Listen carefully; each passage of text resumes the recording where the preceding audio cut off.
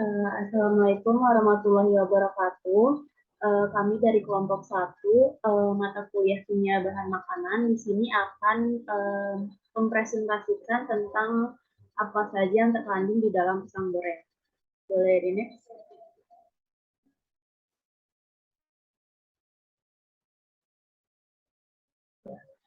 Ini ada anggota dari kelompok 1, yaitu ada Nur Afianti dan saya sendiri Suci Fitrianingsi dengan NIM yang tertera.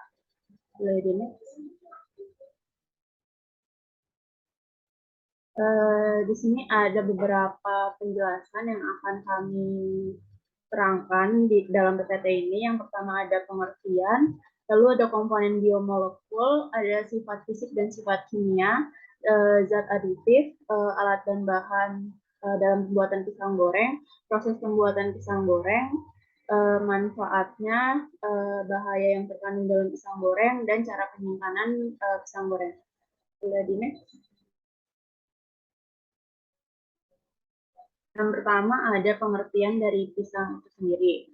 Pisang adalah tanaman buah yang berupa herbal yang berasal dari kawasan di Asia Tenggara, termasuk di Indonesia. Tanaman ini kemudian menyebar ke Afrika, tepatnya ke Madagaskar, Amerika Selatan, dan Amerika Tengah. Ternyata buah pisang ini mengandung gizi yang cukup tinggi dan dilengkapi dengan berbagai macam vitamin dan mineral. Nah, di dalam pisang ini mengandung pati yang lebih mudah dicerna daripada karbohidrat kompleks lainnya, sehingga pisang ini mempunyai peranan dalam memicu pembakaran lemak dan menimbulkan efek yang menyenangkan. Nah, pisang juga buah yang kaya akan mineral seperti kalium, magnesium, besi, fosfor, dan kalsium, serta mengandung vitamin seperti vitamin A, vitamin B6, dan vitamin C. Serta juga mengandung serotonin yang aktif sebagai neurotransmitter untuk kecerdasan otak. Boleh di next? Di sini ada kandungan gizi di dalam buah pisang itu sendiri. Yang pertama ada karbohidrat dengan jumlah 27 gram, protein 1,2 gram, lemak 0,2 gram, kalsium 8 mg, magnesium 27 mg, zat besi 0,3 mg, natrium 1 mg, vitamin A 250 sampai 335 IU, vitamin B1 42 sampai 54 gram, vitamin C 10 sampai 11 mg, vitamin D 0 IU, dan kalorinya sebesar 110 kalori. Boleh di next? Di sini ada berbagai macam olahan pisang, dari yang manis sampai yang asin. Di yang manis ini ada puding pisang, ada pisang nugget, ada molen pisang, pancake pisang, dan ada pisang goreng. Nah, di sini juga ada yang asin, yaitu pisang keripik pisang. Boleh gini? Selanjutnya akan dijelaskan oleh rekan saya. Baik, selanjutnya yaitu ada komponen biomolekul yang terkandung di dalam pisang goreng. Yang pertama ada karbohidrat, yaitu 23,1 gram, protein ada 1,4 gram, lemak terdapat sebanyak 3,8 gram, kalsium 7,2 mg, energi 132 kilokalori, kemudian ada fosfor 2,6%, zat besi 7,5%, vitamin A 2%, vitamin B 0 mg, vitamin C 1,9%. Boleh di next. Vitamin D sebanyak 0,1%, vitamin E 4,4%, dan vitamin K sebanyak 0,8%. Di mana hasil tersebut didapat dari penelitian terhadap 60 gram pisang goreng dengan jumlah yang dapat dimakan sebanyak 100%. Boleh di next. Selanjutnya yaitu senyawa dan struktur kimia yang terdapat di dalam pisang goreng. Yang pertama yaitu karbohidrat. Karbohidrat merupakan sumber energi yang paling penting bagi makhluk hidup karena molekulnya yang menyediakan unsur C atau unsur karbon yang siap digunakan oleh sel. Fungsi karbohidrat sendiri bagi tubuh yaitu yang pertama ada sebagai sumber energi, pemberi rasa manis pada makanan, membantu pengeluaran feses.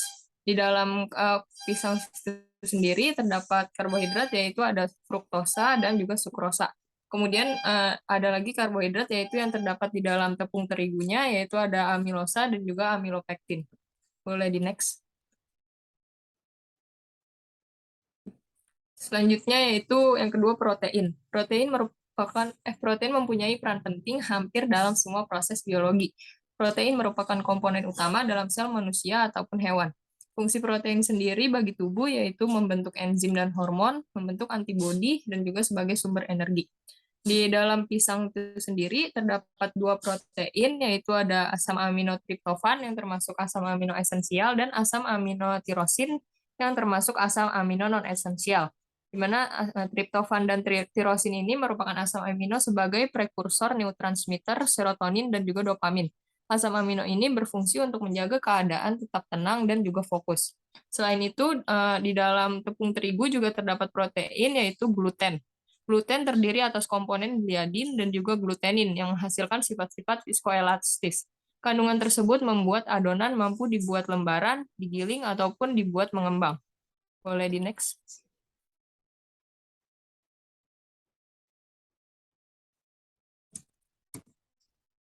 Yang ketiga yaitu lemak. Lemak merupakan salah satu sumber energi yang memiliki kalori paling tinggi.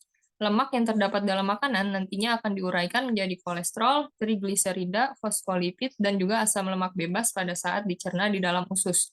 Fungsi lemak bagi tubuh yaitu sebagai cadangan energi, menjaga bentuk tubuh, sebagai pelindung organ penting, dan membantu penyerapan vitamin A, D, E, dan K. Di dalam pisang goreng sendiri yaitu terdapat asam lemak trans, di mana asam lemak trans itu adalah salah satu jenis lemak jenuh. Biasanya lemak ini secara alami dapat ditemukan dalam jumlah kecil pada daging sapi, kambing, dan juga seperti susu atau keju. Namun saat ini industri pangan juga banyak memproduksi lemak trans buatan dengan cara menambahkan zat hidrogen pada minyak, sayur, atau minyak goreng. Boleh di next.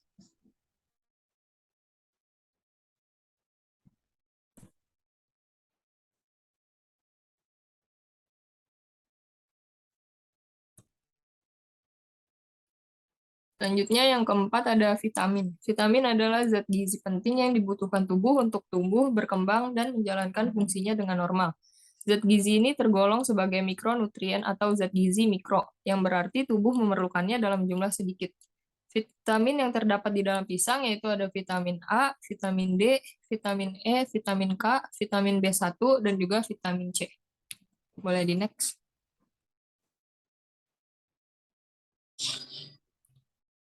Yang kelima yaitu ada mineral. Mineral adalah zat organik yang dalam jumlah tertentu diperlukan oleh tubuh untuk proses metabolisme yang diperoleh melalui makanan sehari-hari. Mineral juga sering dimaknai sebagai nutrisi mikro yang berperan untuk membantu fungsi tubuh agar tetap berjalan optimal. Adapun mineral yang terdapat di dalam pisang goreng yaitu ada kalsium. Yang pertama, berguna untuk membantu otot dan pembuluh darah dalam berkontraksi serta mengirim pesan ke pusat saraf. Kalsium sering pula disimpan di dalam gigi dan tulang agar tetap kuat. Yang kedua ada fosfor yang berguna sekali dalam menjaga kesehatan tulang dan pembuluh darah serta memastikan otot berfungsi normal. Dan yang terakhir ada zat besi yang juga dibutuhkan untuk mendorong fungsi normal tubuh dan pertumbuhan sekaligus perkembangan sel. Boleh di next. Selanjutnya akan dijelaskan oleh Suci. Selanjutnya ada sifat kimia dari pisang goreng itu sendiri. Yang pertama ada kenaikan kadar air dari 50,48% menjadi 61,43%. Yang kedua penurunan kadar pati dari 2,92% menjadi 0,62%. Kenaikan kadar gula total dari 9,72% menjadi 25,42%. Kenaikan kadar gula reduksi dari 4,71% menjadi 12,34%. Dan kenaikan angka pH dari 4,52 menjadi 5,17. Jadi next.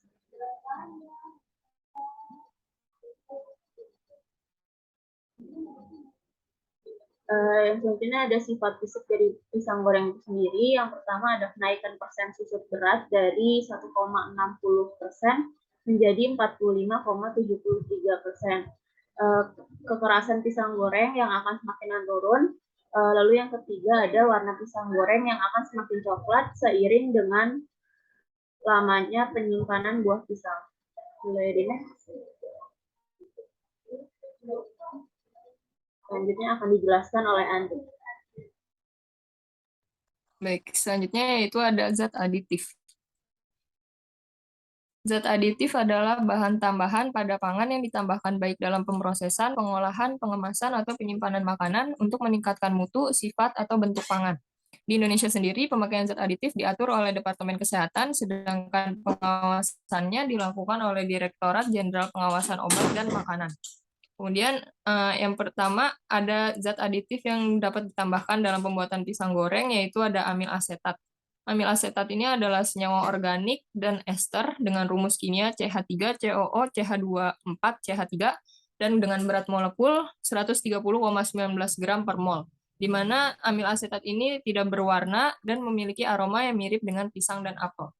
Boleh di next?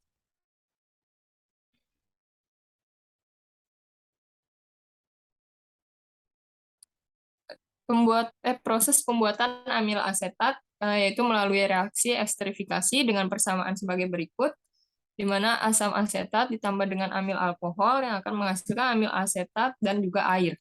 Dari persamaan reaksi di atas, pembuatan amil asetat menggunakan bahan baku berupa amil alkohol dan asam asetat yang akan menghasilkan amil asetat beserta air. Adapun manfaat penggunaan amil asetat ini dalam pembuatan pisang goreng yaitu untuk meningkatkan rasa dan juga aroma buah pisang. Boleh di next.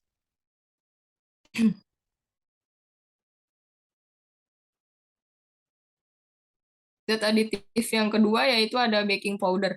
Baking powder adalah bumbu pengembang yang biasanya ditambahkan pada adonan kue agar mengembang dengan ukuran yang lebih besar. Penggunaan baking powder ini yaitu untuk adonan gorengan agar membuat gorengan menjadi semakin renyah. Adapun efek samping jika terlalu banyak mengkonsumsi kandungan natrium bikarbonat ini, yaitu yang pertama ada rasa haus yang meningkat, kemudian merasakan kram perut, perut yang kembung, dan juga mual. Boleh di next.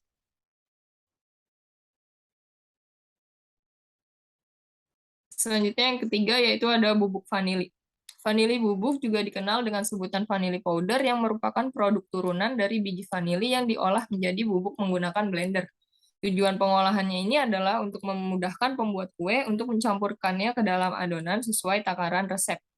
Adapun manfaat dari bubuk vanili yaitu yang pertama memberi keharuman pada kue agar memberi efek lebih menarik, yang kedua dapat meningkatkan nafsu makan, yang ketiga menghilangkan bau amis pada telur yang ada dalam adonan kue, dan yang terakhir sebagai penambah cita rasa ekstra pada kue terutama pada vanili yang diproses secara alami.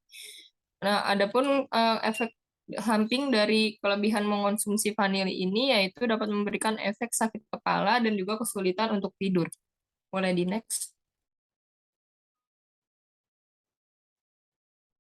Yang keempat yaitu ada garam. Secara umum, garam merujuk pada suatu senyawa kimia dengan nama sodium klorida atau natrium klorida. Garam merupakan salah satu kebutuhan pelengkap untuk pangan dan juga sumber elektrolit bagi tubuh manusia. Adapun manfaat garam yaitu untuk memperkuat rasa pada makanan. Garam sebagai pengawet bekerja dengan cara mengurangi aktivitas air pada makanan dan dapat membunuh bakteri dengan cara menarik air dari dalam bakteri ke lingkungan yang kering. Kemudian ada efek samping yang mengkonsumsi garam terlalu banyak, yaitu fungsi ginjal akan terganggu, kemudian naiknya tekanan darah, dan juga dehidrasi. Boleh di next. Dan zat aditif yang terakhir yaitu adalah gula. Gula adalah suatu karbohidrat sederhana karena dapat larut dalam air dan langsung diserap tubuh untuk diubah menjadi energi. Gula merupakan sukrosa, yaitu disakarida yang terbentuk dari ikatan antara glukosa dan juga fruktosa. Manfaat gula yaitu sebagai sumber energi sumber nutrisi dalam bahan makanan, kemudian sebagai pembentuk tekstur dan flavor, dan sebagai pengawet makanan. Adapun efek samping dari konsumsi gula yang berlebihan yaitu peningkatan berat badan, meningkatkan resiko mengalami diabetes dan tekanan darah tinggi, mempercepat mengalami masalah pikun dan juga penuaan dini. Boleh di next.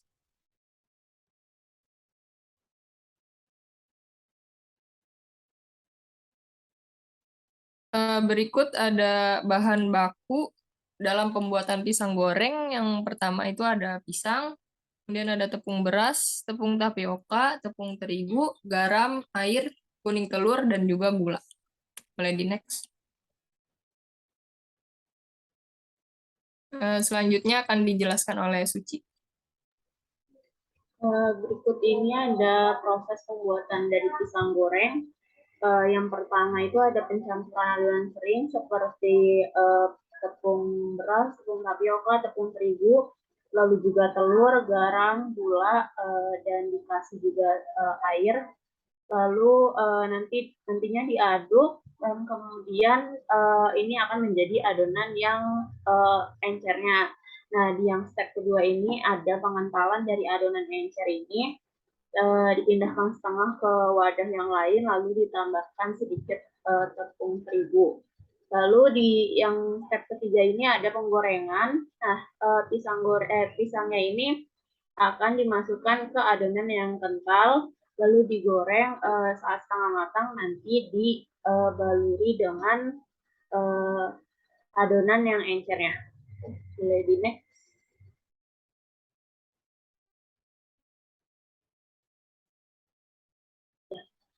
Di sini ada sedikit cuplikan dari proses pembuatan pisang goreng itu sendiri.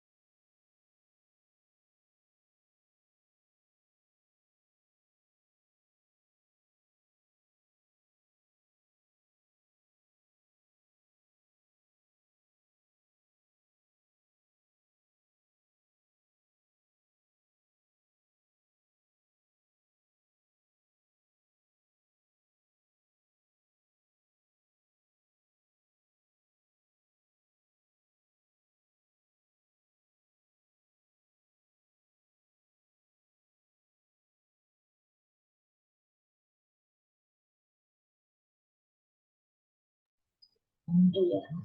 Selanjutnya ada manfaat dari buah pisang.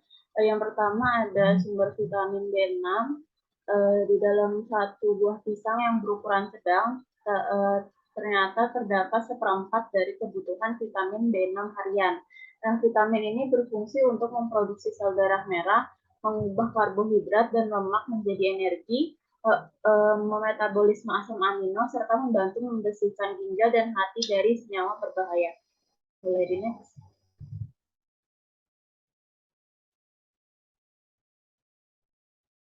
Selanjutnya ada sumber vitamin C. Di dalam satu buah pisang yang berukuran sedang juga terdapat sekitar 10% dari kebutuhan vitamin C harian. Vitamin C ini berfungsi untuk melindungi tubuh dari kerusakan sel dan jaringan, penyerapan zat besi, membantu produksi kolagen dan kesehatan otak. Selanjutnya ada sumber energi. Pisang ini mengandung 3 gula alami, yaitu sukrosa, fruktosa, dan glukosa. Nah, jenis gula alami ini memberi tubuh sumber energi yang bebas lemak dan kolesterol. Oleh karena itu, pisang sangat ideal, terutama untuk anak-anak dan atlet, untuk sarapan sebagai cemilan siang hari ataupun sebelum dan sesudah olahraga.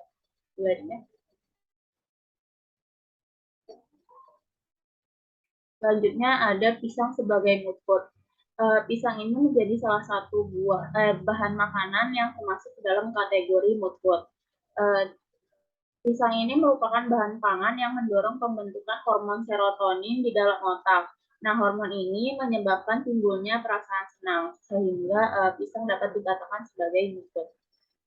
Selanjutnya menjadi sumber kalium. Kalium dalam pisang baik untuk kesehatan jantung dan tekanan darah. Pisang yang berukuran sedang menyediakan sekitar 720 sampai 400 mg kalium yang memenuhi sekitar 10% dari kebutuhan kalium harian. Kalium ini membantu tubuh menjaga kesehatan jantung dan tekanan darah. Boleh ini. Selanjutnya akan dijelaskan oleh Selanjutnya yaitu ada efek kelebihan dari mengonsumsi pisang goreng. Selain banyak manfaatnya, pisang juga memiliki bahaya, salah satunya dengan cara dimasak atau digoreng yang disebut sebagai pisang goreng. Sebagaimana kita ketahui bahwa gorengan merupakan makanan yang tidak sehat karena tingginya kandungan kalori dan juga lemak jenuhnya. Nah, adapun berikut beberapa efek kelebihan dari mengonsumsi pisang goreng. Yang pertama ada karsinogenik. Proses penggorengan bahan baku menjadi gorengan akan menghasilkan zat yang dinamakan karsinogen yang dapat memicu kanker yang disebut akrilamida. Ketika zat akrilamida ini bertumpuk dan semakin banyak, maka lama-kelamaan akan bisa menjadi karsinogenik. Selanjutnya, boleh di next. Yang kedua yaitu migrain. Kandungan asam amino tirosin yang ada pada buah pisang apabila masuk ke dalam tubuh berubah menjadi tiramin. Nah, tiramin ini akan memicu sakit kepala berupa migrain. Kemudian yang ketiga ada meningkatkan kolesterol. Konsumsi gorengan secara berlebihan dapat meningkatkan kadar kolesterol, terutama low density lipoprotein atau LDL yang merupakan kolesterol jahat. Selain itu, lemak jenuh juga dapat menurunkan kolesterol baik yang disebut high density lipoprotein atau HDL. Yang keempat yaitu ada batuk. Minyak kotor yang digunakan untuk menggoreng bisa menyebabkan infeksi pada saluran tenggorokan dan juga bahaya bagi kesehatan. Selain itu, senyawa akreolin yang terbentuk karena adanya pengendapan minyak goreng juga bisa membuat tenggorokan kita menjadi gatal. Boleh di next. Selanjutnya yaitu ada cara penyimpanan pisang dan juga pisang goreng serta tepung. Untuk buah pisang sendiri, buah pisang setelah matang bisa disimpan di dalam kulkas selama 2 hari atau hingga kulitnya menghitam. Kemudian tidak menyimpan pisang yang terkena matahari secara langsung. Kemudian bungkus batang pisang dengan plastik bersih, di mana ini dilakukan karena buah pisang ini mengeluarkan gas etilen yang dapat mempercepat proses pematangan pada bagian batangnya. Sehingga untuk memperlambatnya bisa membungkus batangnya dengan plastik bersih. Kemudian suhu penyimpanan pisang paling baik dilakukan pada suhu 15 derajat Celcius. Kenapa di suhu ini? Karena pada suhu 15 derajat ini mempunyai respirasi gas CO2 dan etilena yang paling rendah, sehingga dapat memperlambat proses pematangan pada bagian batang pisang itu sendiri. Kemudian untuk tepung, untuk suhu penyimpanannya yaitu pada suhu kamar 25 derajat Celcius, dan tepung dapat disimpan di wadah yang bersih dan juga kedap udara, kemudian hindari juga paparan sinar matahari secara langsung. Kemudian untuk pisang goreng sendiri, pisang goreng yang sudah dimasak lebih baik disimpan pada tempat yang tidak lembab, dan jangan disimpan lebih dari 1 hari karena biasanya teksturnya itu akan menjadi alot. Boleh di next.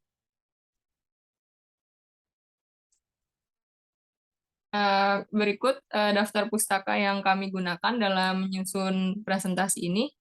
Boleh di next. Sekian dari kelompok 1. Terima kasih. Wassalamualaikum warahmatullahi wabarakatuh.